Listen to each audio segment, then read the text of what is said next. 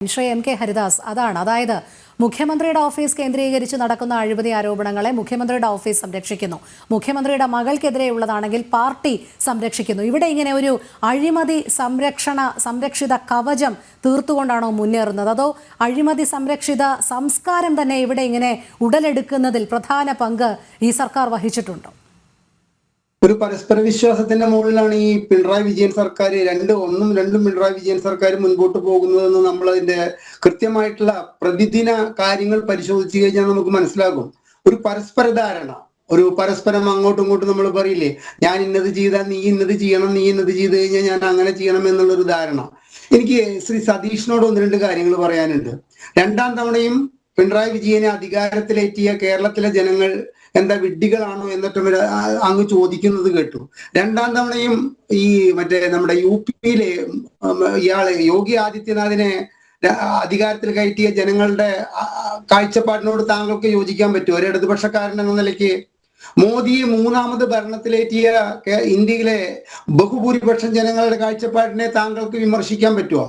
അപ്പൊ ഈ അധികാരത്തിൽ കയറ്റുന്നതൊന്നും ഇത്തരത്തിലുള്ള കാര്യങ്ങൾ നോക്കിയിട്ടൊന്നുമല്ല. അഴിമതി ചെയ്യുന്നുണ്ടോ, അഴിമതിക്കാരെ സംരക്ഷിക്കുന്നുണ്ടോ, അതൊക്കെ അതാത് സാഹചര്യങ്ങൾക്കനുസരിച്ചിട്ടും രാഷ്ട്രീയ കൂട്ടുകെട്ടുകൾക്കനുസരിച്ചിട്ടും നമ്മൾ പറയില്ലേ, എന്ത് വൃത്തികേടും ചെയ്തിട്ടും നമ്മൾ അധികാരം കൈയാളാൻ വേണ്ടിയിട്ട് മത മേലധ്യക്ഷന്മാരുടെ കാല് വരെ പിടിച്ചിട്ടുമാണ് നമ്മൾ ഈ അധികാരത്തിൽ കയറിയ കാര്യത്തിലേക്ക് താങ്കൾ കടന്നു കഴിഞ്ഞാൽ ഞങ്ങളെ പോലുള്ളവർക്ക് പറയാനുള്ളത് അതാണ്.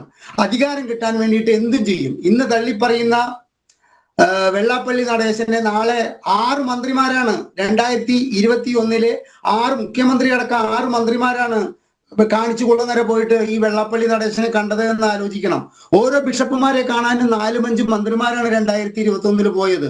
അപ്പൊ അധികാരം കൈയാളുന്നത് ഇത്തരത്തിൽ തന്റെ ഓഫീസിലെ കുറെ അഴിമതിക്കാരുണ്ടോ അഴിമതിക്കാരില്ലേ എന്ന് നോക്കിയിട്ടൊന്നുമില്ല ജനങ്ങളെ വോട്ട് ചെയ്യാൻ പോകുന്നത്. അവരിതൊക്കെ മറക്കാനുള്ള മനുഷ്യന്റെ കഴിവിനെ പരമാവധി യൂട്ടിലൈസ് ചെയ്തിട്ടുള്ള ഒരു 9.5 കൊല്ലമാണ് കേരളത്തിൽ നടന്നിരിക്കുന്നത്. ഓർക്കാനുള്ള കഴിവ് കേരളത്തിലെ ജനങ്ങൾക്ക് ഉണ്ടായിരുന്നു വെച്ച് കഴിഞ്ഞാൽ ഒരു 40 സീറ്റിനപ്പുറം രണ്ടാം പിണറായി വിജയൻ സർക്കാർ അധികാരത്തിൽ കയറി ഇലക്ഷനിൽ 2021 ലഭിക്കില്ല. അവൻ ഓർക്കാനുള്ള കഴിവില്ല. പിന്നെ താങ്കൾ പറഞ്ഞു ഇതിൽ മുഖ്യമന്ത്രിക്ക് എന്ത് പങ്കാണുള്ളത്? മുഖ്യമന്ത്രിയുടെ ഓഫീസിൽ താങ്കളൊരു ഓഫീസ് നടത്തുന്ന ആളല്ലേ, താങ്കളൊരു അഭിഭാഷകനല്ലേ, താങ്കളുടെ ഒരു 2-4 എന്താ പറയേണ്ടത് പിയൂൺസ് കൂടിയിട്ട് അല്ലെങ്കിൽ ഗുമസ്തന്മാർ കൂടിയിട്ട് താങ്കളുടെ കക്ഷികളിൽ നിന്ന് താങ്കൾ അറിയാതെ പണമൊക്കെ വാങ്ങുന്നു. അത് ഏതെങ്കിലും വിധത്തില് താങ്കളുടെ ചെകിട്ടിൽ എത്തിക്കഴിഞ്ഞു കഴിഞ്ഞാൽ ഈ 6 പേരെയും സംരക്ഷിച്ചു നിർത്തലാണോ താങ്കളുടെ ചുമതല? അതോ ഈ 6 പേരിൽ ആരാണ് ഇത് ചെയ്തിരിക്കുന്നതെന്ന് കൃത്യമായി കണ്ടെത്തിയിട്ട് ആ വ്യക്തിയോട് മാറി നിൽക്കാൻ പറയുകയോ ജോലിയിൽ നിന്ന് പിരിച്ചുവിടുകയോ അല്ലേ താങ്കൾ ചെയ്യേണ്ടത്? ഞാൻ ഒരു ഓഫീസ് നടത്തുന്ന ആളാണ്, അതുകൊണ്ടാണ് ഞാൻ പറയുന്നത്. അപ്പൊ ഇത്തരത്തിലുള്ള കൃത്രിമം കാണിക്കുന്നവരെല്ലാവരും, പിന്നെ താങ്കള് രാകേഷിന്റെ ഭാര്യയ്ക്ക് എന്താ വിദ്യാഭ്യാസ യോഗ്യതയില്ലേ, MP രാജേഷിന്റെ ഭാര്യയ്ക്ക് വിദ്യാഭ്യാസ യോഗ്യതയില്ലേ? സാർ, ഇവരെക്കാട്ടിലൊക്കെ വിദ്യാഭ്യാസ യോഗ്യത ഉള്ളവർ ഇവരുടെ പിന്നിൽ നിൽക്കുമ്പോഴാണ് സാർ അവരെ ക്യൂവിന്റെ മുന്നിട്ട് കടത്തിക്കൊണ്ടുവന്നിട്ട് ഇത്തരം പോസ്റ്റുകളിൽ നിയമിക്കുന്നത്.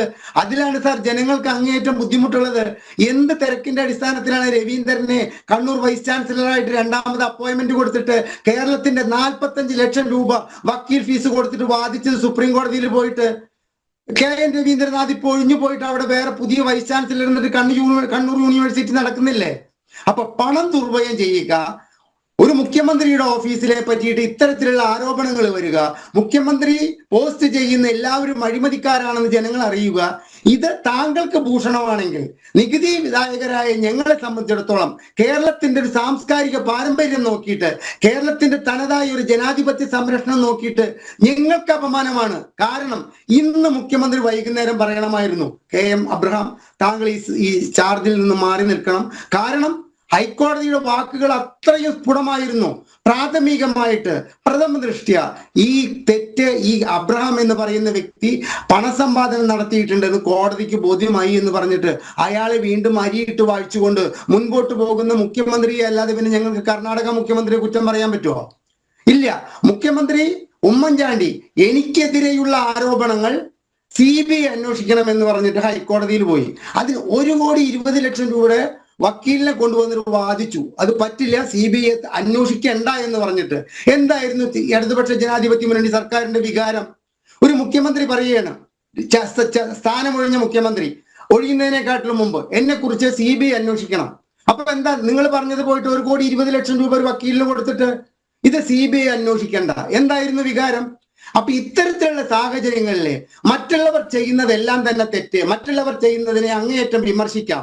പക്ഷെ ഞങ്ങളുടെ മുഖ്യമന്ത്രി ചെയ്യുന്നതും ഞങ്ങളുടെ മുഖ്യമന്ത്രിക്ക് ചുറ്റും നിന്നിട്ട് രാത്രി 12 മണിക്ക് മുഖ്യമന്ത്രിയുടെ ഒരു പേഴ്സണൽ സെക്രട്ടറിയോ അല്ലെങ്കിൽ എന്താ അഡീഷണൽ സെക്രട്ടറിയോ ഒരു സ്ത്രീക്ക് അയച്ച മെസ്സേജ് കേരളത്തിന്റെ സാംസ്കാരിക പൈതൃകത്തിന് അങ്ങേയറ്റം മാനക്കേടുണ്ടാക്കിയിട്ടുള്ളത്. രാത്രി 12 മണിക്ക് എനിക്ക് പാല് വേണം, അത് ഇന്ന സ്ഥലത്ത് നിന്ന് കിട്ടുന്ന പാല് വേണം എന്നൊക്കെ പറഞ്ഞിട്ടുള്ളത് മാറ്റി നിർത്തിയോ? ഓഫീസിൽ നിന്ന് മാറ്റി നിർത്താത്തത് എന്താണ് എന്നുള്ള ചോദ്യത്തിന് കേരളത്തിലെ ഒരു 10% ജനങ്ങൾ ഉത്തരം കിട്ടാണ്ട് വലയാണ്.